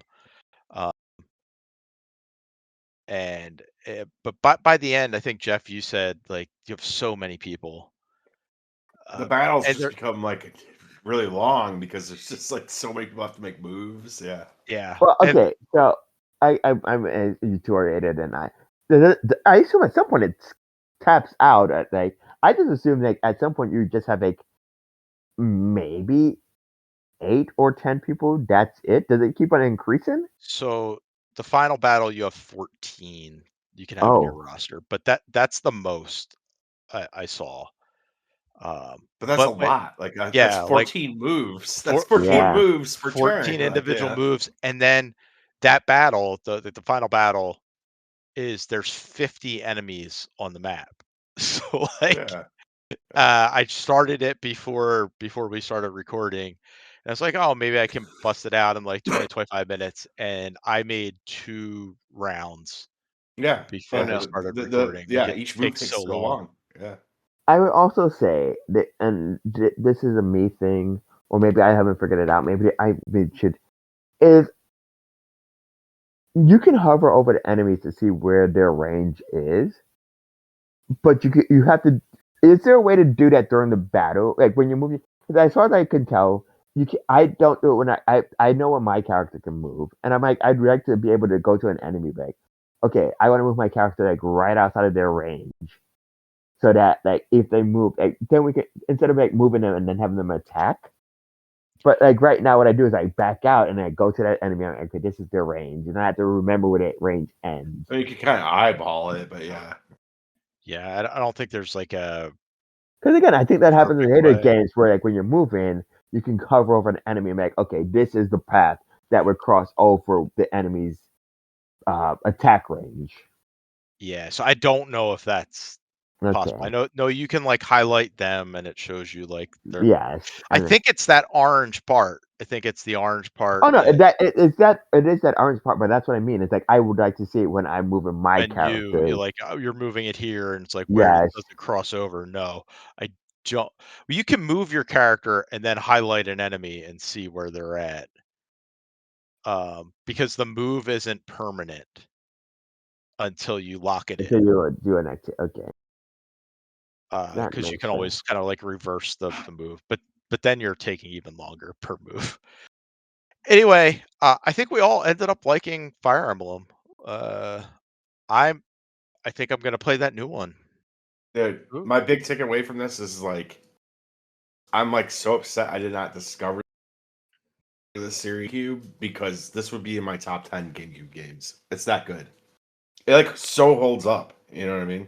Yeah, it's really good. I know, Jeff, you didn't really pay attention to the story, but um, it's decent enough, I think. Now we need to get Jeff to play XCOM. I've played He, did- XCOM. I played he might be XCOM. right. I think XCOM 1. maybe you enjoy it more now, though. Yeah. Well, I he also enjoyed it. I liked it. I thought it was really good. didn't he also play the Evil East Chronicles recently too? Yeah, yeah. I think Evil East Chronicles is better than this, but Agreed. it's also much harder. Yeah. Yeah, and Uh it just they're very different too, right? Like Yeah. so, I mean, they're very similar, but they're also yeah, but like because like for the most part, your team in Chronicles is throwaway. Like they're not named characters. Like you do get some, but most of your team is just they're not people that come in. You don't really interact with them. Uh, but in this, like you interact with all your characters and like you do kind of grow an attachment to them, and they are set in their class, right? Like in in Final Fantasy Tactics, you can change your class if you want to. Like you you don't have to be should. locked in as a yeah, you should actually. You don't want to be locked into just one class. So they move around. Whereas like I got really attached to like certain characters in this because well, if I lose Soren, like I've been building him up as my mage So if he's gone, like all that time I've spent investing into him is also kind of screwed. So I'm gonna make extra care to protect him. Or same with Reese. Like Reese was my main healer in Fire Emblem. It's like I don't want to lose him because he's a level 13 bishop. And he can use like these staffs and stuff that allow for him to heal across the map at this point. Like I don't want to have to bring in Mist or the princess to be my healers because they're low level. Like, Yeah. and it's going to make the game harder as well. All right. Well, I think we're all gonna try out what is it? Fortune's Weave? Is that the Yes, one that's the coming next out one. this Uh, year? yes. Or Three Houses if you know, it's on the Switch. I don't think I never played that one. I mean, I tried It's it. supposed to be I great, could not but get into it. Oh, Too much okay. exposition. It's my understanding that like some of the games feature these same characters. This one in particular, there's a direct sequel that came out on the Wii called Radiant Dawn, Okay. and then I think there is not Engage. I want to say, which is the second one on the Switch, has a thing where some of these characters, the main ones, I assume, like Ike and stuff, and I think Soren, come back as like emblems that you can attach to your characters or something like that, and they have like a specific dialogue role or something like that. But for the most part, I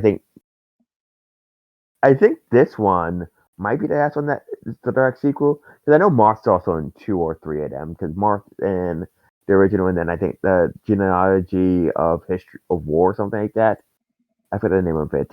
But like Awakening, Fates, Three Houses, and Engage are all independent universes.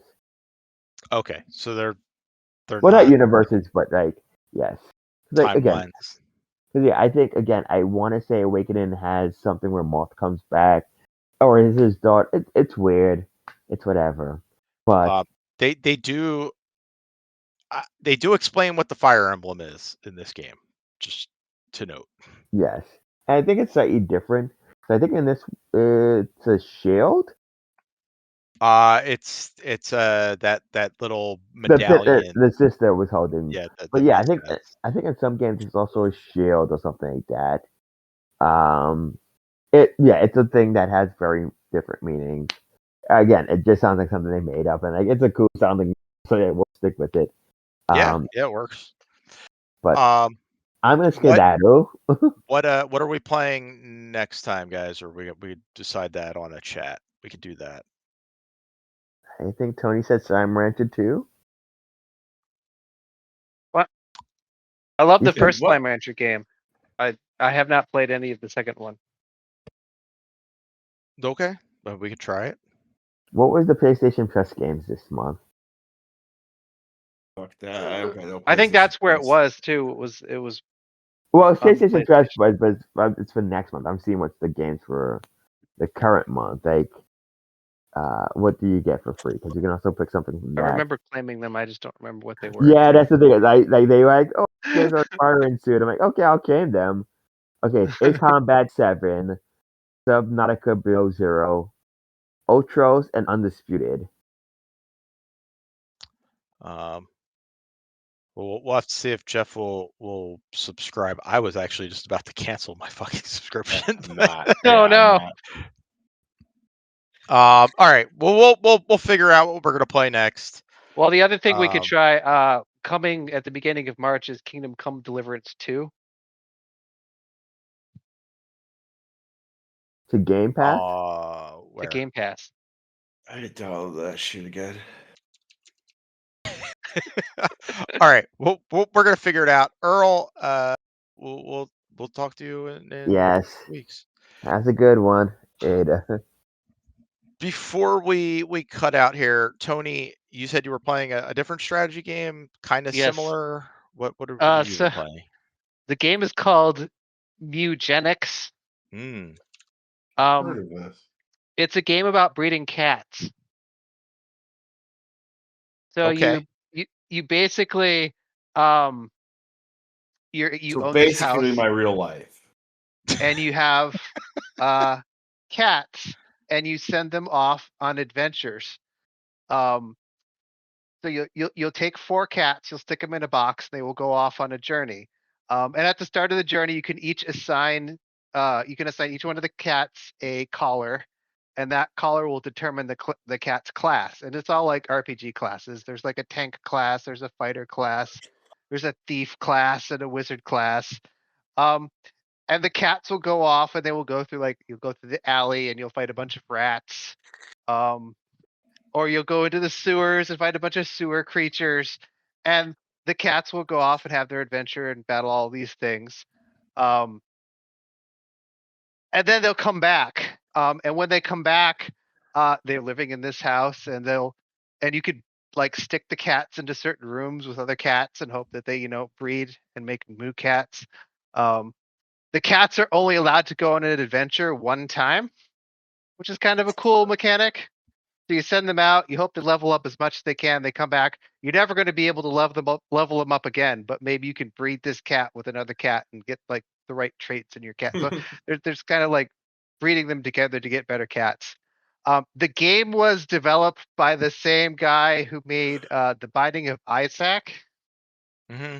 Yep. And it has a really distinct sense of humor. It's really raunchy. It's really the cats are really hilarious.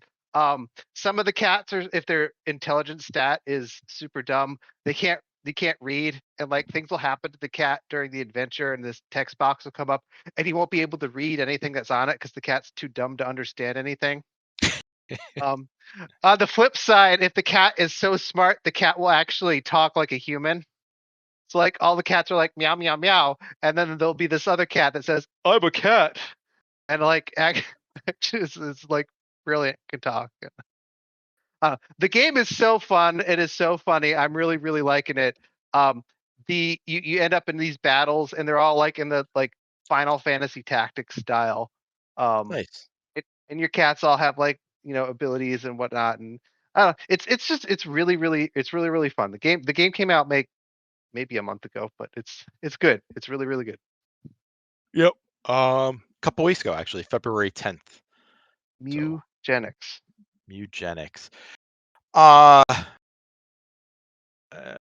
Not it's Final Fantasy Tactics, but Final Fantasy. Jeff. Oh yeah. You're all over the place, surprising us with your interesting choice of games that you are now. I am happy with this, but Yeah. I'm surprised by your evolution here. Tell us about Final Fantasy VII Remake, which you're playing on the Switch 2, Yeah, right? so I continue to be our that's a Switch choice. 2. Yeah, I continue to be our Switch 2 reporter, and I got Final Fantasy VII Remake on Switch 2, and it is incredible. Incredible. From a pure performance and visual, it's just it's the best looking Switch 2 game I've played. It is incredible looking, and it does not look like something that should be possible on Switch 2, but it is. So there's that. Mm-hmm. And then there's also the fact that I've never played Final Fantasy VII. I played the original many years after it came out, and only the intro of it. And so I was like, oh, this is cool. I see what people liked about it, blah blah blah. But when you're playing it 20 years after it came out, it's not gonna blow you away like playing it back in the day would have. Right. This is kind of blowing me away. It just visually is so good. I think the only thing I would detract from it is that so far at least it's all the same looking environments. It's the cityscape and factories and that's all you're gonna get in this one. Does that change though as the game goes on, or no? So for Remake, the one you're playing right now. Yeah, no, I get what you're saying, but I played the original multiple times, and what you're playing right now is the first 3. It's the first 2-3 hours of the original game So does the original game go to different environments that like Yes, a like jungle and like at the end of what this game is, you will leave the city and then you start traveling the world. Like so Rebirth, which is the sequel to this, uh you leave Midgar, which is the kind of the tech city, Mhm. and then you're like traveling the countryside. Like there's like a small Victorian town. You move into like a military base that has like that's on the side of a cliff, so like it's very different looking there. Cool. There's like a swamp area. There you're gonna go to there's a whole beach area. It's called Costa del Sol, which is like that's where a lot of the mini games are as well. So you're doing like beach stuff there. You're gonna go out in the desert. Like that's all, but that's all in the next game, Yeah, which which is is like coming the middle in the portion. summer.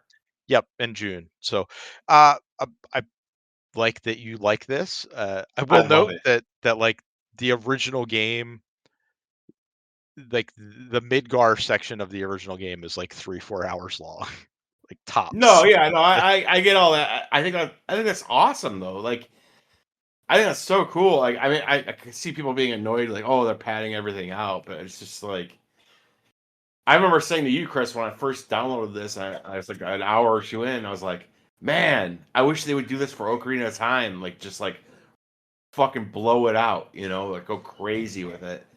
Like imagine being like, again, I'm like I'm not a Final Fantasy fan at all. Like, so going into this, I had played the one that we gave Game of the Year accidentally to. 15. Yeah. 15, yeah. Yeah, and I had played a little bit of the one that a lot of people really love on the Super Nintendo, like 4 or 6. I don't. I think it's depending on the territory. They're both loved, yes. Yeah. So like, yeah, I'm not a Final Fantasy fan at all, and I went in this kind of as a blank slate, and I just like one. It's just incredible looking. I'm like just blown away by how well it performs on Switch 2. Like the frame rate, everything is fucking incredible. Uh, and I was not expecting it to be about eco terrorists, like or whatever the fuck. Like I had no idea that's what this is about. You didn't realize you would be a terrorist in the game, did you? I know that's like so cool. It cracked me up that Cloud, who looks like a twink, is just like, I'm just here for the money, dude. And then Barrett, who looks like the fucking badass dude, is like, they're destroying the planet. We have to save the. Yeah, I like, dude, just all around, I'm like super, super into this and loving it. And I will definitely get Rebirth, and I will definitely get the last one. And if you're a Switch 2 player who like that's your only option, like do not doubt this at all. It's incredible on the Switch 2. It took up like almost the rest of my storage, but I'm sure it's beefy, right? Like it's it's like a big 90 game. gigs, Yeah.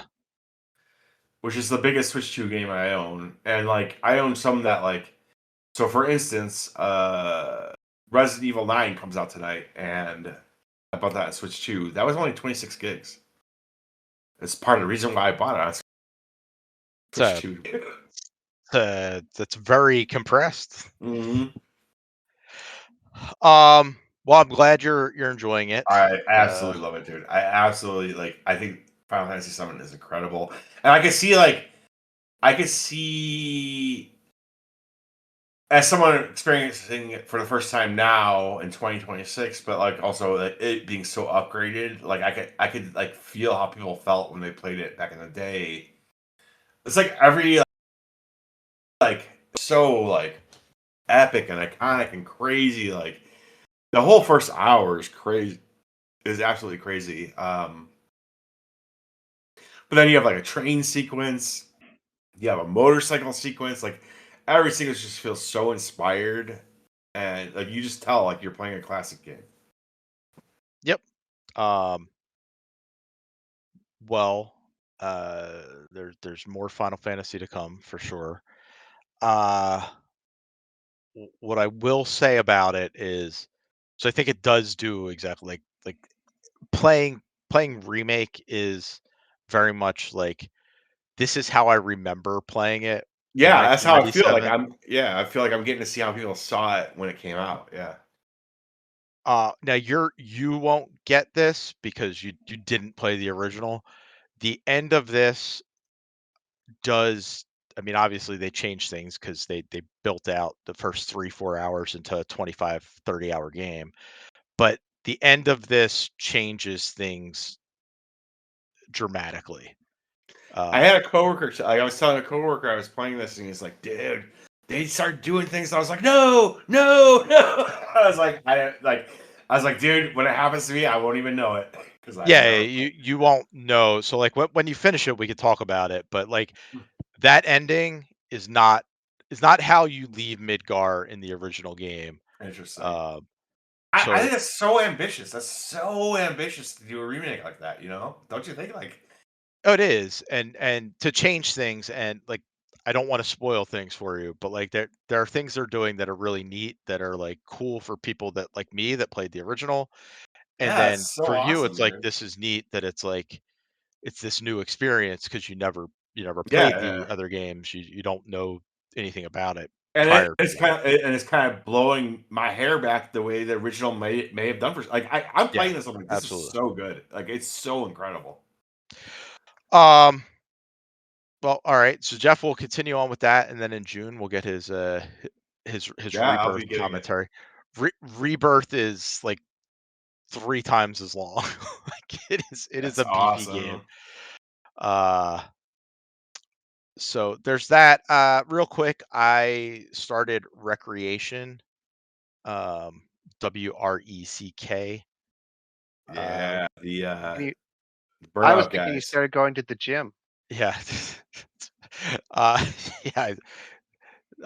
Well, I am working out more, Tony, but no, the Recreation is a game by Three Fields Entertainment, which Jeff knows as the people behind Dangerous Driving and Dangerous Golf, Hell yeah. and they are the people that founded Criterion. Have they And finally cracked the code? Have they gotten it back to that quality? no, Oh, uh, I think it is better than Dangerous Driving. Um, but it is like, hey, what if we made Burnout Paradise, but our budget was like on a $10. shoestring? Yeah, like what exactly? So it it has like that DNA in it. It ain't like they're not hiding it at all. Like they have like just like in Burnout Paradise, you pull up to, you know, a stop and you're gonna press left trigger and right trigger and that'll start the mission. They have missions that are called road rage, which are they're like the takedown missions in Burnout Paradise. Like they're using the exact same terminology. It's just not as good. The world of Burnout Paradise was like it felt one, it felt like super fast, but it also felt like a real city. Like you start off in that game and you're driving down cities and there's streets and it's tight, and then you get out into the out west there, and like you're up in the mountains and the streets are like long straightaways or windy roads. This doesn't have that feeling of being alive. Like it just kind of feels like an environment they plopped down, and it doesn't have as many roads. There's plenty of stuff to do. Like I think there's 150 or 175 like different activities. And then there's tons of collectibles like gates to smash, billboards to smash, but none of them feel to the quality of like Burnout. So I would recommend we're this. Like, never coming back. We're never coming back. yeah. Well, I think Recreation did not do well for them. No, So I don't think that we're I going to be was not seeing even much more aware from of them. it. I heard people talk about it on a podcast, and I was like, "Oh, those guys have made another game. They're trying this again." So, Like, I had no idea it was out. I had no idea. um, I saw this at PAX East, I think in 2020 with Earl. Uh, and at that time it was still called Dangerous Driving 2. And when I talked to the rep there, they said that like, yeah, we're trying to make it like it's gonna be like, the game you think it is. Because like they didn't want to say Burnout, but like Yeah. we're making Burnout Paradise is basically what he said without saying that. And sure, they made like if you were to take tracing paper and layer it 3 deep and then draw Burnout Paradise, like it feels like that. It's just not quite as But good. it's like I could just play Paradise. Yeah, well, that's the thing, right? You can just play Paradise. You can play Usually Paradise for on your Switch. very cheap. Yeah. Yeah, it's always like $5.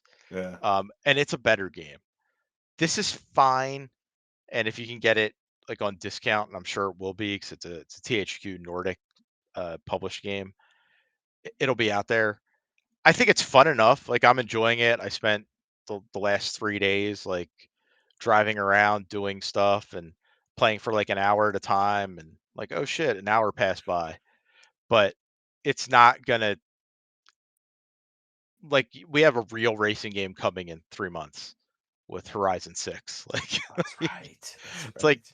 do you want this or do you want to just wait for Horizon 6? Because that's gonna be like what you want. It doesn't have the crashes like this does or Burnout does, but it's going to be a much more polished experience. It's going to have way more activities to do. The world's going to be Yeah. way more lively and cool looking. And this is just kind of like, it's fine. The A neat tough thing spot.